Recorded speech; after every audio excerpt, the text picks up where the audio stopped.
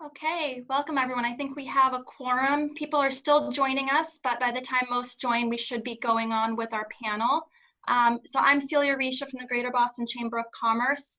And I want to start today's program. It's been a very heavy time for all of us, especially this week. And so I want to thank you all for joining us today while so much is happening, not just in our country, but all around us. We at the Women's Network pride ourselves as not being a club people have to join, but a place where everyone belongs. And so I mean it when I say I hope you all feel and know like you belong in general and here. So thank you for sharing an hour of your lives with us. Today, the Women's Network is proud to partner with the Center for Women in Enterprise, which has been doing incredible work to support women and their businesses before and during this pandemic. Our program will feature innovative entrepreneurs leading in their respective sectors. The pandemic has created a necessity for business owners to quickly pivot, and these leaders have done just that. So some quick stats to share with all of you today. Nationally, women-owned businesses are 42% of all businesses. That's nearly 13 million. And women of color accounted for 89% of the new businesses opened every day during 2019, as shared in Fast Company. As we delve into the discussion today, I encourage you all to spread the word on social media using the hashtag BossBizWomen, that's BOSBIZ Women. And you can use the handles or tag at Boston Chamber and at CWE Talk. And another note is please share, we have a chat feature at the bottom of your screen. So please use that feature to submit your questions for our panelists throughout the program. We'll be reviewing them and then dedicating time to audience Q&A in the latter portion. So finally, I'd like to give a big thank you to our Women's Network sponsor, Liberty Mutual Insurance. They help us bring this content to you today and throughout the year. And with that, I'd like to welcome Kimberly Zuzwa, VP of Strategic Partnerships at CWE, to introduce our speakers. So Kimberly. Thank you, Celia. On behalf of CWE, it's my honor to introduce today's speakers. Our first panelist is Edwidge Lefleur, the Director of Eastern Massachusetts at the Center for Women in Enterprise. In her role, Edwidge leads the delivery and administration of competitive and innovative programs for women, minority, and low-income entrepreneurs in the greater Boston area. She also has over 25 years of experience in business and economic development, and previously she worked at Harvard Medical International and ActionAid. She is also a former entrepreneur, launching and managing 2 businesses prior to joining the Center for Women in Enterprise. Thank you for joining us, Edwidge. Next, I am pleased to introduce Betty Francisco, co-founder of Amplify, LatinX, and Latina Circle, and general counsel of Compass Working Capital. Betty has over 20 years of experience advising health and fitness businesses, life sciences, and technology companies in the areas of legal, compliance, risk management, operations, and human resources. As the co-founder of Latina Circle, Amplify, LatinX, she leads the work to increase Latinx civic engagement, economic opportunity, and leadership representation. Welcome, Betty. I'd also like to welcome JC Burton, the president and CEO of Maven Construction Incorporated. JC has over 20 years of experience providing full service general construction management, completing more than 65 projects with more than $1 billion of construction. She has received numerous industry awards, including the Associated Builders and Contractors Eagles Award, the White House Champion of Change, and Clean Energy Award, and Women's Magazine Business of the Year. Thank you for joining us today, JC. I'd also like to welcome Lilian Radke, the CEO of Unic Pro. Unic Pro is a commercial cleaning company servicing 144 buildings in Massachusetts, Rhode Island, and New Hampshire. Under Lilian's leadership, Unic Pro has grown an average of 40% each year. Lilian also won the SBA Top Woman-Owned Business of the Year Award and 40 Under 40 Award. Thank you for joining us today, Lilian. And last, but surely not least, I'd like to welcome our moderator, Sandy Lish, principal and co-founder of the Castle Group. Sandy leads the Castle Group's PR and social media division and is a nationally recognized expert on crisis communication. Sandy serves on the Chamber's Executive Committee, the Mass Bay Community College Board of Trustees, and she has been named in the Women's Business Enterprise Hall of Fame and is a Chamber Pinnacle Award winner, among other honors. Thank you all for joining us today. I'll now turn it over to Sandy to start the conversation. Thank you so much, Kimberly. Welcome, everybody. And I am so honored to be here with our group of panelists. We have a lot to get through today in a little bit of time. So we're going to start with one question for the group, and then we're going to mix it up a little bit, and we'll end with some Q&A. Celia had asked me to mention a couple things since I'm also a woman business owner with an equal partner in our business, and we've been in business for 24 years. So before I get into the panel, I just wanted to share a little bit of my perspective on the pivot issue. And I'm trying to think of a word that we can use instead of pivot because that's getting a little overused, but it's very apt. And having been through 2 recessions and now facing this COVID situation, you know, we've learned a lot of lessons. The first time we were faced with the dot-com crash, we bought too much with our hearts and we didn't make the hard decisions we needed to make, and we didn't really understand the implications. The second time with the real estate situation, we moved a lot faster and we made hard decisions that we had to make.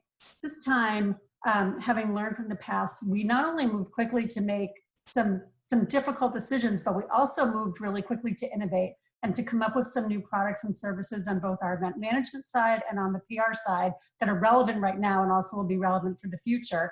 And really relied on the relationships we built, including with the Chamber, to help us make sure that those new services and the services we already had were things that people could access. So I'm happy to answer questions also at the end about how we did it and what we've done. But I'm going to turn it over to the questions to our panel right now. And I'd like to start with everybody.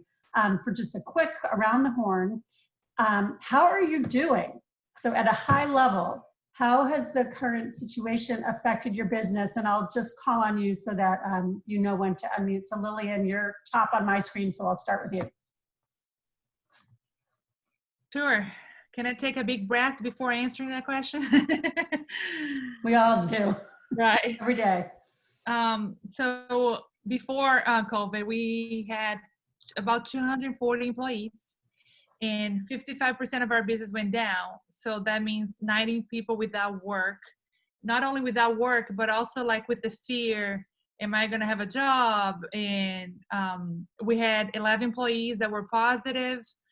So as a leader, you have to deal with all these new things that you never had to do before, right? New regulations, new rules. So I think we managed pretty well. Like you said, we innovated. We did a lot of new trainings and also finding out new products and new services on what we can do. But slowly we're coming back, and now I can breathe a little bit better because we can always, we are having dates now. Compared to a few weeks ago, we have no dates. So I think right now we're walking towards our new norm. Great, thank you. Betty, how about you?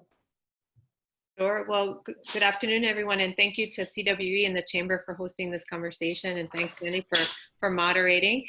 So I'll give you 2 perspectives on the Compass side, which is a team of about 35, and we do financial coaching programs with clients that come into our office typically. We shifted completely to working from home and providing this one-on-one coaching all online or by phone. So it's been an acceleration and real transformation of the work literally within a week. You know, that kind of shift, it often takes a year, and it you know, just pummeled us into it. On the Amplify side, which was, you know, many of our programs are done in person. We do a lot of different events. We had a whole sequence of events planned for the year. All of that canceled, and then quickly had to pivot to figuring out online programming, but most importantly, what do our stakeholders need right now? And what we found is it was a lot of business support, right? A lot of people are either, you know, have their own businesses. They're trying to figure out what to do, how to navigate. And then there's also, you know, the number of nonprofit organizations that we partner with that are also just in the midst of providing, you know, deep service to communities and just figuring out how do we bring everybody together quickly. So it's been really collaborative, but very, very painful to see what is happening in communities of color at the same time. Thanks, Betty.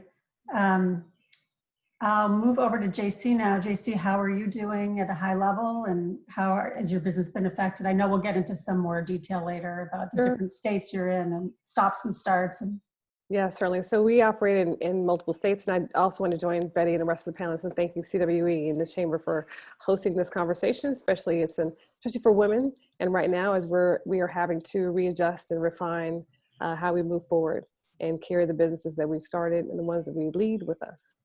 So I think at a high level, we are adjusting in many different ways. In several states, construction was considered essential, and so they stayed operational. And then here, of course, in the Commonwealth, it has stopped until not that long ago. So our business in general has seen a kind of a little bit of a ripple effect. In some states, we're active and folks are working more than ever because those buildings and facilities are vacant. So it gives an opportunity for more work to occur. And then in other places, we are still holding and waiting to find out which projects may move forward. So in holding patterns in some places as well, just projects that were slated to go and now they're currently on hold. And then in others, we're starting to see what the financial impact will be, how this will occur financially. There have been some of our clients that we've had that have said, we thought we were going to finish this project and we don't know. We don't know if we can get financing. Our stock shares have been devalued. And so our financing processes that we had previously have come to an end, and we need to take a closer look at that. So since we are, close to that, we're having to make sure that we are making adjustments in that way. But I think in those regards, we're looking at our staff, working through how we start with construction and being able to maintain safety on projects for our employees and of course the people that we're servicing in states where construction was essential. Thanks, JC. Edwidge, how about you? You're dealing with what's happening at CWE, but also you're looking at the larger spectrum of the women that you serve and help and the veterans as well. At a high level, how is this crisis affecting CWE and what you do every day there? Yes, thanks, Cindy, and thanks to the Chamber of Commerce and to Kimberly for inviting me to be part of this panel. It's been, I would say, pretty interesting. It's been a long ride. First of all, in early March, we realized that we needed to pivot very quickly, and we decided to follow the stay-home order issued by the state of Massachusetts and the city of Boston. And in doing so, we realized that we needed to pivot on everything that we were doing, not just transforming our offering from face-to-face in person to virtual, but also the content of our programming. And one main project that we had to deal with was the helping applicants, people in business, entrepreneurs, navigating the various loan programs that were offered to the CARES Act, helping them decide which one would be most suitable to their particular situation and whether it made sense to pass for this one or that. And in so doing, we also had to pair them up with our consulting programming to help them whether on the accounting phase of thing or the legal phase. But we can say, happy to report that we've seen a real spike in the number of people who have participated in this program. In terms of counseling, in the month of April alone, we've advised about 400 people and helped them secure loans. And the trend has continued because we've been providing bilingual and even trilingual counseling in Spanish, in French, and in English. And we've also had to pivot our programming to offer more programming focusing more on resiliency and disaster management and this type of thing. So it's been a very interesting moment, I would say. Yeah. Thanks, Edwidge. Picking up on what you just were mentioning, I'm going to go back to Betty. Edwidge was touching on some of the programs that are available to small businesses, and it has been confusing, for I think everybody, including the folks that counsel us about our decisions. You've been actively partnering with a lot of other community organizations to create and support access for small business and especially women and minorities. Can you tell us about the efforts and what people might need to know about that they don't already know? Sure. Well, I mean, the one effort that's been I'm most excited about because it's a true example of collaboration has been the Massachusetts PPP Equitable Access Initiative. So this was brought together by the Foundation of Business Equity, LISC, Mass Growth Capital, LEAF, MCCI, a number of organizations came together to create a coalition of both technical assistance providers, CDFIs, and lending institutions to create access for the PPP loan program for women and minority-owned businesses. I mean, we know that women and businesses of color did not get access to PPP funding in the first round.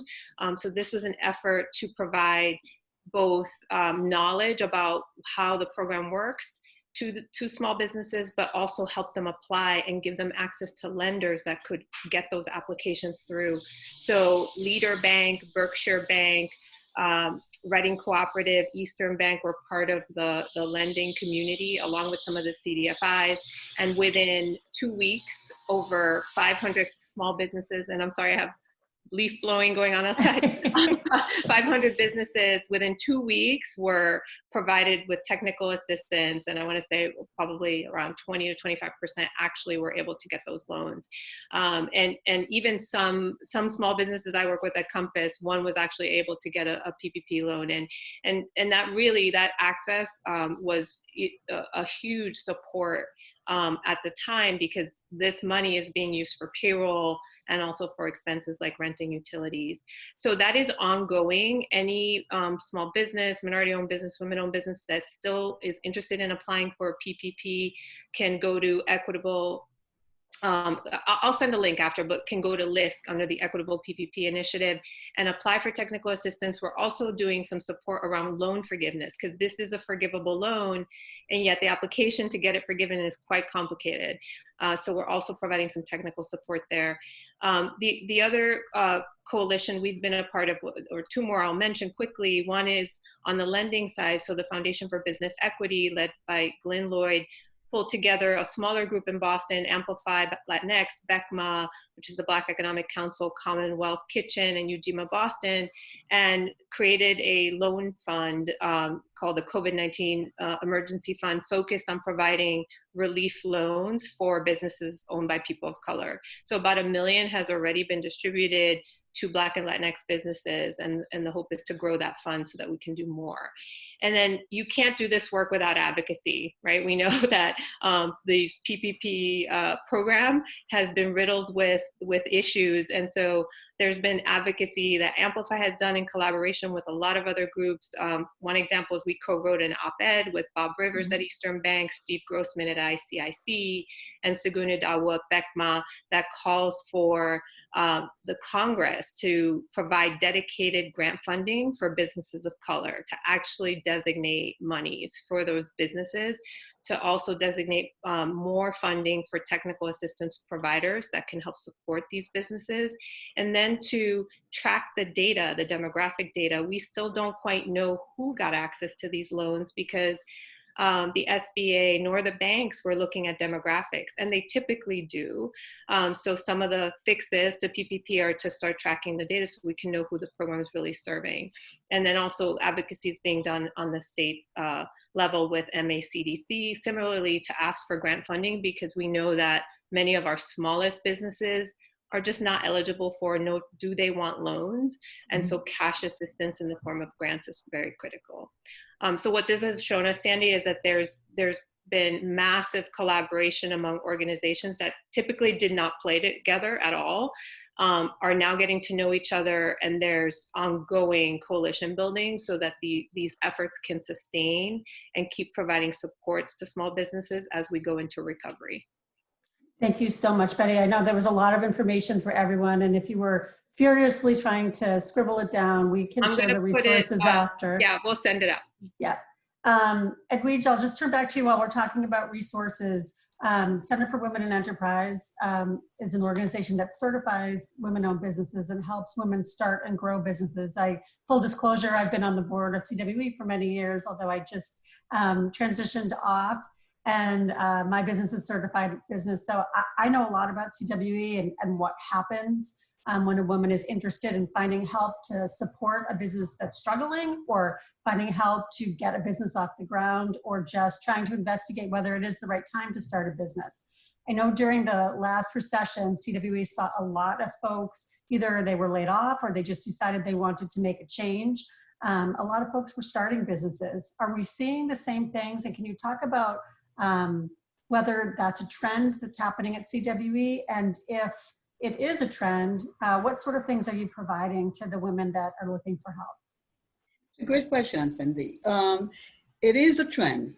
And in fact, initially I was personally a bit surprised to see that going through the height of the pandemic and having so many people, businesses being put on pause because of the pandemic and all that. And I keep getting so many requests from people from different angles, from different walks of life, who are still interested in starting and growing their business. So what we do usually when we have a client who reaches out for the first time and seeking information about the kind of resources that we provide, we usually schedule an assessment session. And in my role as director of the center, I usually meet with that particular client to determine the type of business that she's interested in, the idea and the stage, especially that she's in, whether it's idea phase or pre-startup or startup or small, soft launch and that type of thing, and guide her through the next steps.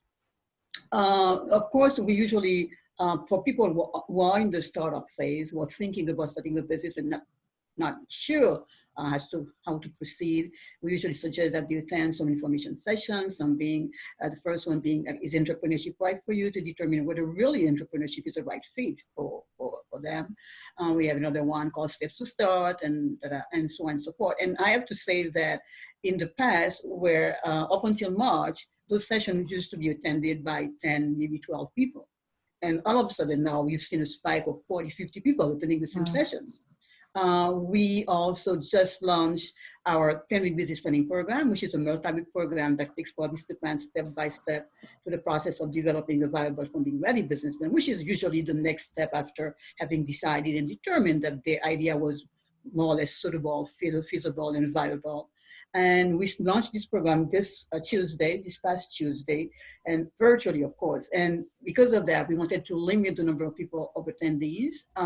In the past, this program used to be open to 20, 25 people, but we did start with 15 people, and we're very committed to getting their business plan ready when the economy reopens, that they can be ready to launch.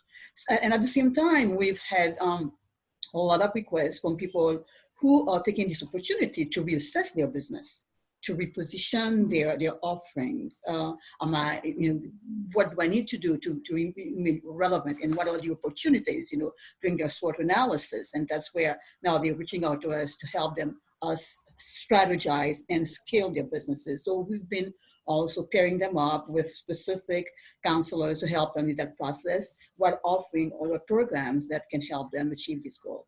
So it's been a whirlwind of activities, and it's incredible because people are still, and especially women, are still very determined to launch a bit, and they're using this opportunity, this break in a way, to do so and get ready. Thank you so much, Edwidge. So I think it's a good time to turn to a couple of our entrepreneurs, and picking up on the determination theme that you were just referencing. I'll start with Lilian. We are all women. I think maybe there's some men listening in today, but this is a discussion around women pivoting in their small businesses. How has being a woman in business affected how you're managing right now, how you're managing your people and also your business? Do you think there's something different because you're a woman that men may not be thinking about? What's our advantage here? Well, besides like looking for opportunities and way to cut costs and all that, we were forced to do that in our business. We use our resources in our management to say, how can we care about employees, especially the ones without work? We are a company that we keep telling throughout the years that we care about our employees, but now was our chance to really show that. And to tell you the truth, I lost sleep because I know I have a lot of employees that are like husband and wife working with us, and now they're both without jobs. Some could get unemployment, some couldn't, and I keep thinking like how they're surviving and how can we help them. So we did many cool things, but one of them was I got 2 employees in the office, were of course in their home office, calling each one of them and saying, what do you need? Do you need food? Do you need somebody to drive you to a doctor appointment? And our supervisors came up with the idea, because we have the vans, and the vans were all empty because we're not doing work. So they went to those places that donating food and clothes, and they pull up the van and they brought to these employees' houses. And one night, it was a Sunday night, I got a phone call from my employee saying thankful because she could not believe that her supervisor was at her door delivering, a basket of food. So I think we're trying to connect with them, and not only over the phone, but direct to their needs. I think as a woman, we're very creative, and not only on the business side, but we were also putting that creativity to find out how can we care and show that we care to all our staff. It's great. It's a wonderful idea. I'll flip it to you now, JC. You're in a very male-dominated business. What advantages or differences do you see in how you're handling things right now? Focus on what they love, what their passion might be. And when there's an opportunity to think about your passion and not necessarily be on, I don't want to call it a rat wheel, but it's a little bit of a rat wheel where you're continuously finding yourself that you're in a circle. You're getting up in the morning, going to work, maybe managing your family, and then coming back home to do the same thing. That has flattened out. And so with that being flat, you're able to think more about the other things you would like to do. And so it's really exciting to see other women starting their businesses. In our particular case, we've kind of allowed our employees to do the same thing, right? There are some that are not as busy, because since we are working in 4 states, as I mentioned earlier, sometimes that means that some of them are construction opportunities or construction projects are ongoing and have never throttled back, and others went to a complete stop. But we've asked our employees, what is it that you really love about this business? What could you do differently? And give them a chance to be our thought leaders and partners in thinking about what we need to do to change and become more efficient, work more diligently, and communicate better. And they've come up with some great ideas we'll be able to implement, or we're starting to implement, but we're using that opportunity for them, for those that are sitting a little bit more idly than others, to think about how we can grow as a business. And then we're also cross-training. So some folks that have been in the field are getting training on how to maybe estimate a project or schedule a project, because they had not had that experience before. And those are in the field, we're teaching them a little bit more about what the technology side has been. So it's been a great chance to do those 2 things. So hear what they need and want from a work standpoint, and then also to cross-train. Thank you. That's really the caring and the collaboration and the thinking about the people behind, just the paychecks or the cubicles or the vans they're in is something that we, I think, as women do well. Not to say that there aren't men that do it well too, but given all of that, and again, for JC and Lilian, how, and I'll start with you, Lilian, you took over the business from your husband, and there were 4 accounts, and now there are 200 accounts. So congratulations, first of all. That is amazing growth, and it's very exciting to hear. And I hope he appreciates what you've been able to do. But how now do you plan for the future with so much uncertainty? What you're cleaning is obviously something that everybody wants now, and you have to do things differently, and you have to retrain your people, and you have to figure out where to staff and where not to. How are you planning? Sure. I keep joking that I had to become an expert on projections, because we're also doing multiple states. So we had, okay, how about if they open on the 10th, it's going to be this. If they open on this, it's going to be this. So we're having plan A, B, C, all the way through F, because we never know when they're truly going to open. I had clients in April thinking that they were about to open. So one thing I think is true, and we were even talking about this before, a lot of people are getting comfortable in working from home, and others aren't. What does it look like for office buildings that we clean? Does that mean that they're gonna, need less space? So for future, I've been focusing in clients that are sort of like recession proof. So we do a lot of medical facilities and hospitals and manufacturing facilities. So those are gonna stay. Doesn't matter if it's gonna be a new norm or not. They're of course gonna need cleaning services.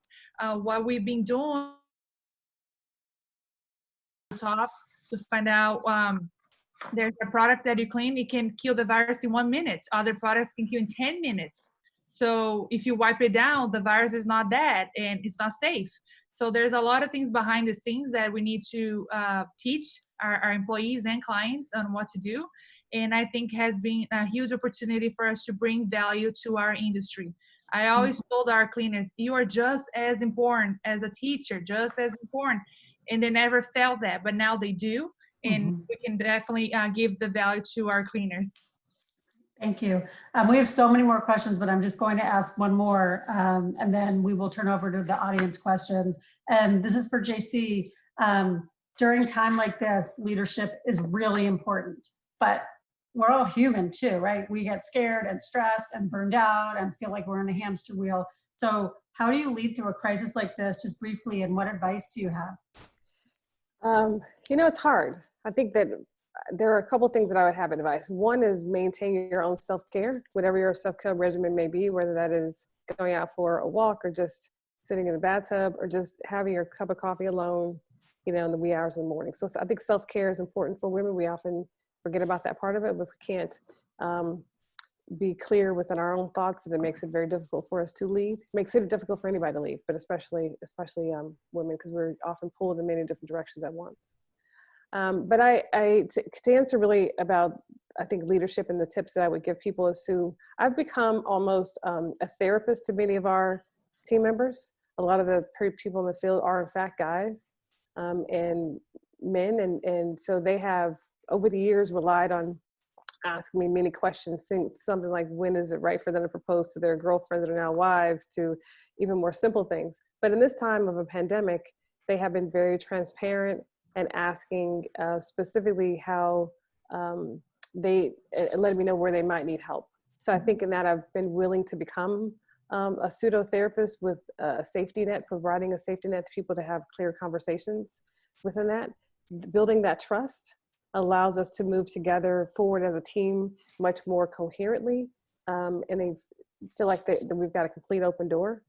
But I also am cognizant of the fact that this is very scary. News changes every day, and it impacts them every day. It impacts employees every single day. So when their family may be affected with COVID, we too have had a few people that have tested positive for both COVID-19 and COVID-2. So we're had to address that as well among our team members and our staff members. So being very clear to them that I don't have all the answers, but as soon as we do have some resiliency plan that I can make sure we can move forward with as a group and as a company in all the states that we operate, then I'm certain to share that with them. And I think that's helped tremendously. And then feeling as if there's not been an email or mass communication that's gone out, it's not because we're not thinking about them, but it's just because we're really trying to make sure we have the facts for any particular day, in a particular week, and get more information out. And the facts have been changing every day, right? So it's the timing of communication, how we send that out, and what we send out is really important. Our talking points and what we're telling other people, are telling our employees and our staff members to share with the customers that we serve, the clients that we have, has been really important and very helpful. So I think those have been the best things that we've been able to do is one, focus on self-care, and then two, to make sure that we are communicating really clearly. It's okay to be a little vulnerable, just share with people that this is an uncertain time.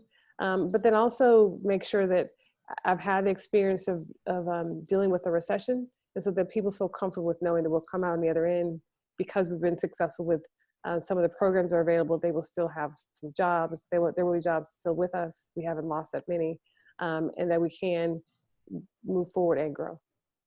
Thank you. I'm going to turn now to some of the audience questions. And the first one is from Suzanne Bates, a friend and another entrepreneur in the audience. Suzanne would like to know what projections you have for your businesses and your industries looking ahead for fall. And I'll open that up to all the panelists, whoever would like to take it. I guess I'll start. I think that the projections we have are a little stagnant. I can't see that there's growth that we'll have in the, I should say our projected growth has kind of moved. So we were intended to have growth during the second and third quarter of 2020. And now I'm moving that growth back to the start of 2021. So I think from that standpoint, we've had a shift. We're feeling like we've got a 6-month snapshot that we're just on hold for things, and that growth is moving out. At the same time, we also acquired a mechanical company about a year ago.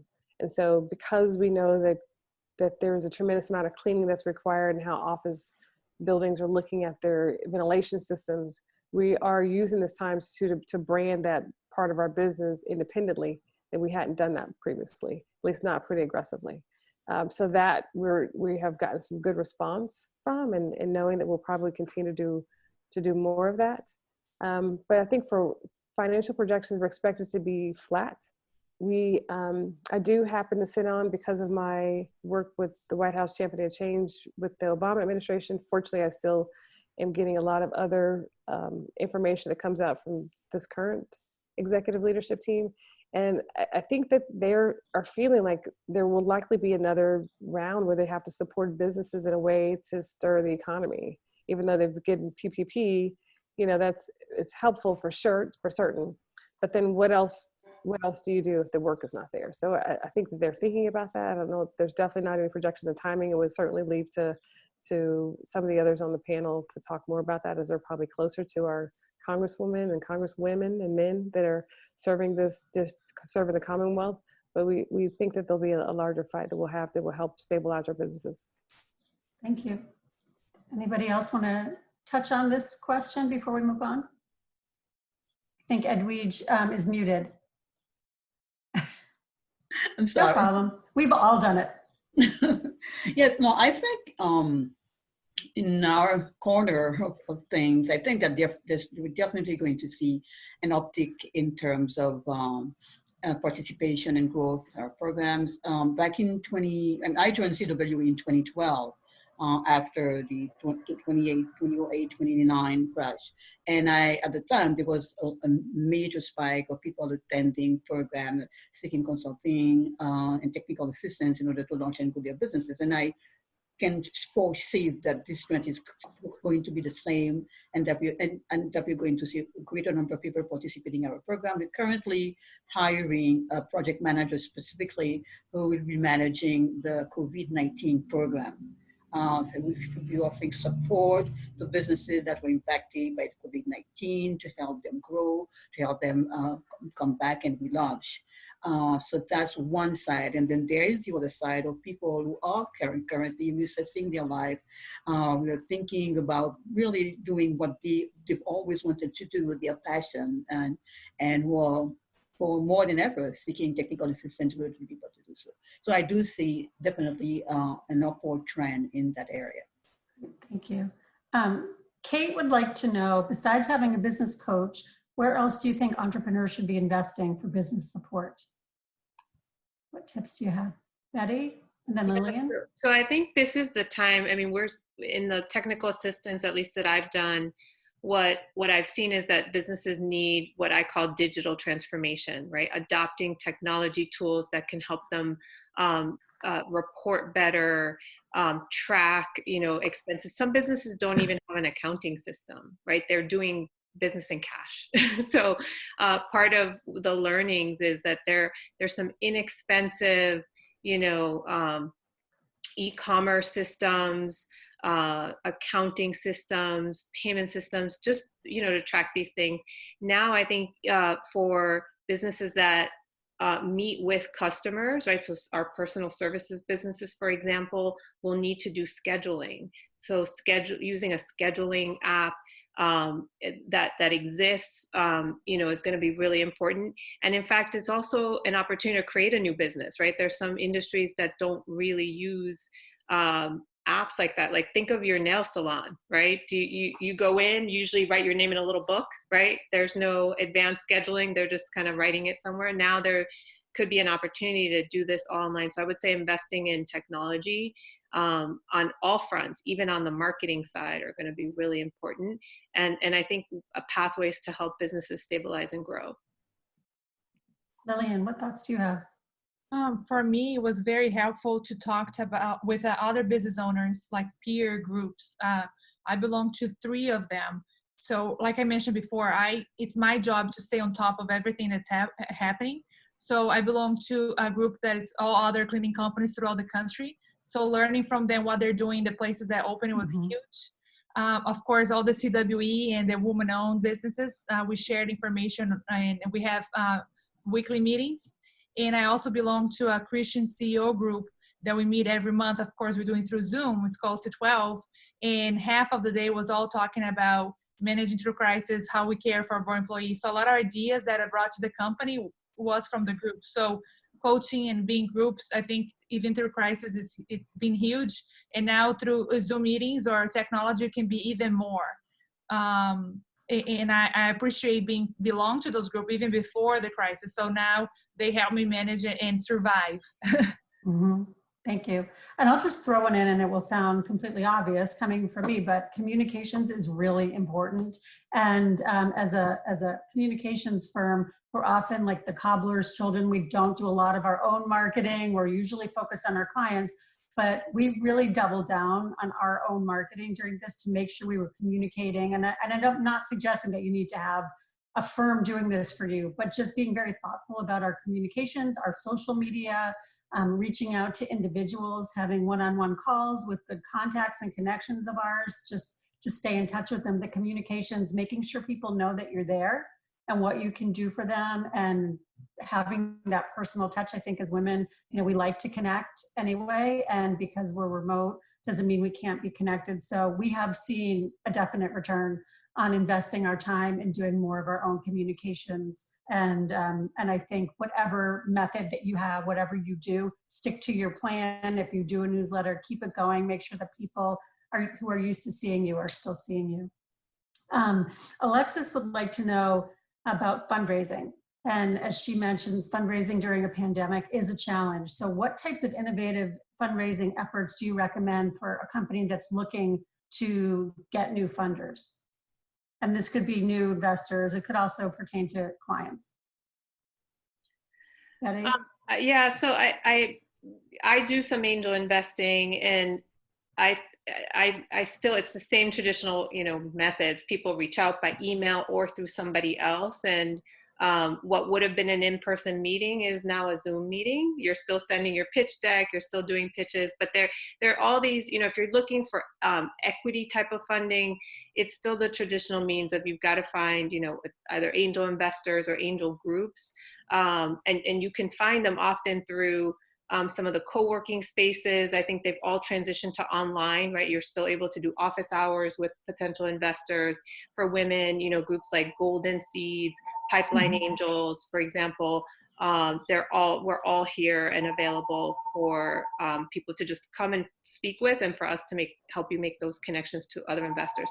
I would also look at crowdfunding platforms like I Fund Women has been doing amazing work, not only to continue running crowdfunding campaigns for products or services launching, but also to support grants, right, for small businesses.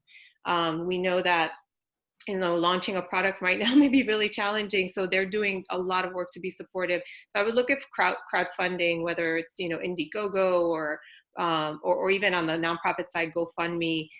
There's a lot of online platforms that can be leveraged at this point. Great, thank you. Edwidge, is there anything you'd want to add to that?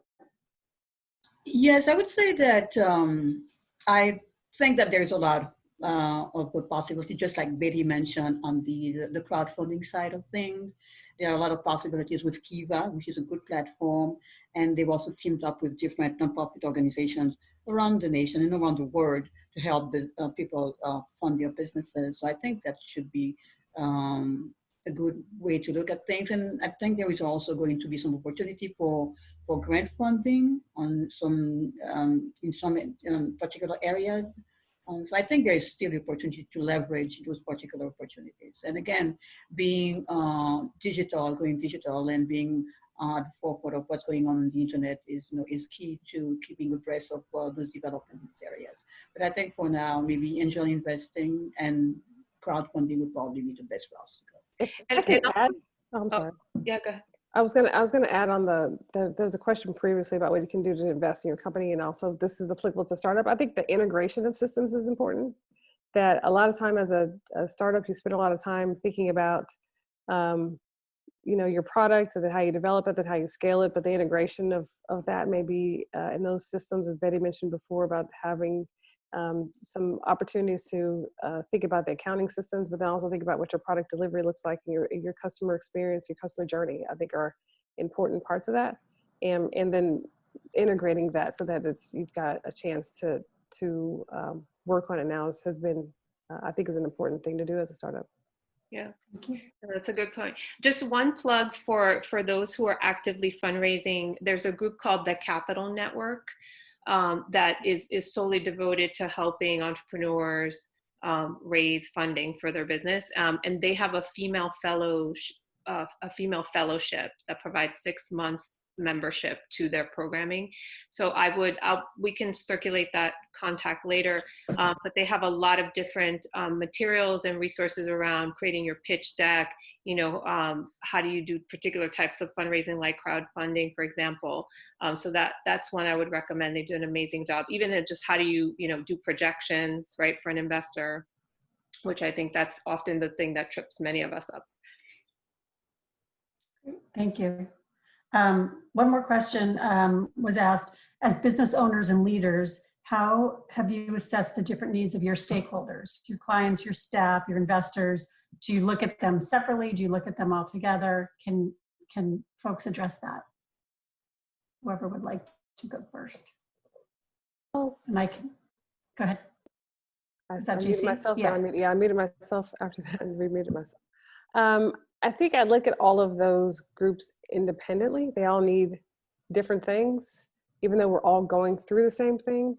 So because this is a collective issue, sometimes when you hit, if you think about what happens when there's a natural disaster, it hits like Hurricane Sandy, which hit, parts of what happened here, and then up and down the kind of the eastern seaboard sort of, then that's geographically related, right? You can kind of address what that's happening to that geography and treat it as one set of solutions for that geography. In this particular case, it's a global issue. It's a global issue. It is it's a national issue. It's a regional issue. It's a Commonwealth issue. And because of that, we're all having to work together to try to figure it out. But I do look at those issues or those particular clients separately. I think our clients need a certain set of messaging to us that's different than what our employees need. Even the amount of support that our stakeholders, that our customers or future customers and clients will need is very different than what I think existing clients need. I think that's just very different. So I look at them as all different entities. How we communicate and what we say and what happens in Washington, D.C. and down in Maryland and Virginia is very different than what we're saying here in the Commonwealth. So I think that we are forced to look at them uniquely. The fortunate thing is that we're all experiencing it together. So I assume that they too are working remotely or trying to figure things out, that they're working with a skeleton crew, that some people are adjusting with having to have children at home, and working with children at home, and what that's like, and taking a time out to teach kindergarten to your child is important. Being able to have the capacity to step back and teach a high school class to your high school student before they graduate are all things that we're thinking about, that our stakeholder groups are working with, as are the other women that we know within our company and outside of our company. So we try to make sure we're looking at them differently and identifying what their needs are and providing support for them where we can. Thank you. And we have just a few minutes left, and we want to get you all out of here on time because we know that it is a whirlwind for everybody. Somehow we're all working harder and going nowhere. But last question for everybody, and just quick answers. In the headline of this session, we focus on the word pivot. And if you could leave the attendees with one tip, each of you, one way a woman can pivot right now to support her business today, and as we think about what we need to do moving forward. And I will start with Betty. I would say revisit your customers' needs. Like really find out what do your customer need, what do they need right now, and what do they think they need in a couple months, and then try to meet their need. Because I think we're just repeating what we're doing, but if it's not meeting the need anymore, then we're failing, right? So I think things have changed so much. Let's figure out, what can we do to really understand what the needs are, and it might create just another market opportunity for our businesses. Thank you. Lilian. Oh, one of my favorite topics to talk about it, and JC kind of mentioned about it, it's how, like, now more than ever, us leaders have to be the more leader, right? Our clients are looking at you, your employees are looking at you, suppliers with fears and challenges for you. So I think taking care of yourself, I had to reinvent the way I took care of myself, because I had to be a teacher for school, homeschooling my small kids, and I had to work from home and all that. And that gave me a couple weeks of a lot of stress. So going back to my routine was very, very important for me, so I can be stable, emotionally stable. When my employees come to me, I'm not the one giving them extra fear. I actually have a comfort words for them. So for me, going back to like my devotional time, my work time, my family time, exercise time, like completing that balance is very, very important, so I can move forward with innovation, with clients, and with needs on the company. So find, and like JC mentioned, like take care of yourself first, and then you I think will be able to succeed and go through crisis. This is not the only crisis we're gonna go through. Sometimes we have crisis inside of our company in different ways. So we need to be ready for that. And one way to be ready is when we are good with ourselves. So that has been a key to me. Any woman business owner asks me a question, I always give that answer from my own experience. It's good advice. Edwidge, one tip that you can leave folks with? Yes, I think it has to do with resourcefulness and adaptability, being able to pivot quickly. We've seen it happen, for instance, Ford in the automobile industry, they went from building cars to making ventilators. And we've seen women, who were making dresses, now turning into making masks. And it's the same, like I think Betty mentioned, be in tune with what your customers need, what their needs are. For instance, when I ran my catering business initially, I had decided in my mind that being a Caribbean, that I was going to be offering Caribbean cuisine. But it turned out that my Caribbean counterparts were not interested in my food. So I had to pivot and offer continental cuisine with a Caribbean flair. So it's your adaptability and the resourcefulness that has to be played. That's a great point. And JC, we'll wrap up with you. Yeah, I love all these stories of that they've given. These little nuggets of golden nuggets are great. I think if I were to say one thing or one tip, it would be to make sure that your business is fulfilling your passion. Or are you fulfilling your passion through your business and through the work that you're doing? And if in fact your passion is being followed, or you can kind of help redefine that during this time, I think you'll come out stronger on the other end. It's very, very difficult to, and that comment, and I'm saying it knowing that it's very aspirational, because when you are a woman and maybe a single mom and you are working daily to feed your family, and then you've just lost a contract and you're trying to figure this out, everything that we're saying sounds whimsical, self-care and looking for help and working on your passion. But I think that when you dig deep inside of those, and I have had this challenge, right? I am a parent, a divorced mom of a kid that's responsible. We have the saying in our house, we eat what we kill. And it's because if I don't get the business, then eventually, she won't eat and I won't either. And so that is very real in our house, just because as a business owner, that's what happens. I've got to take care of my staff and employees first. But I think that finding your passion with that, you often find that maybe you can fine tune your business, or there may be another business that starts out of it that you didn't think would happen, because you've learned that you really do like to cook, or you really do like to bake, or you really do like to be a coach, a business coach. You really do like accounting. There could be something else that you're finding within your passion that will allow you to excel. Thank you. I'll add one tip and then turn it back to Celia. I would say, in terms of the pivot, operate with transparency and make sure that you are walking your walk and your talk, because in good times as well as bad times, people are going to remember what you did, what you stood for, how you handled things. The crisis will pass, but your business will still be here if you do all the right things, and you want to be remembered for handling things well, treating people fairly, and providing what you say you're going to provide. So I think it's really important. And now I'll turn back to Celia. Great. Thank you, Sandy, and thank you to all of our panelists for joining us today. And thank you to CWE for partnering with us on this, and to Liberty Mutual as our sponsor. A lot of the audience heard many resources referenced during the webinar, so please do look for a thank you email to go out later this afternoon, and we'll link to all of those resources for you. So with that, we'll let you get back to your Friday. I hope you all have a wonderful weekend and stay healthy. Thank you.